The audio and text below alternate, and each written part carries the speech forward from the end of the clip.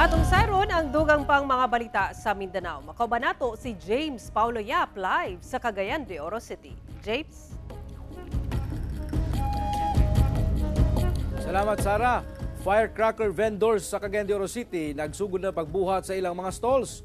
Pagpangandam kini alang sa pagsugod og pamaligya karong adlaw Biyernes. Ani ang report. Hinay-hinay na nga gitukod sa mga firecracker vendor ang ilang mga stall sa firecracker designated area sa Rotonda sa Barangay Nazaret sa Cagayan de Oro City. 15 ka mga stall ang gitugutan karon sa Cagayan de Oro City LGU na magtukod na sa ilang tindahan. Samtang nagproseso na sab sila sa ilang mga dokumento sama sa special permit to sell.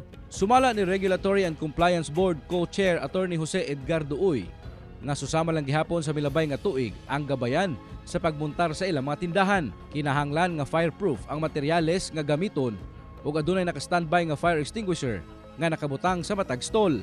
Kay kinahanglan nila sila moagi sa RCSU sa PNP, dayon mo ato sila sa Bureau of Fire, ayha lugar ang special permit nga i-issue sa LGU sa city government. Sumala ni Roden Flores kinsa napulo ka tuig na nga namaligya og pabuto nga gipaniguro kuno niya nga compliant sa gabayan sa LGU ang iyang stall.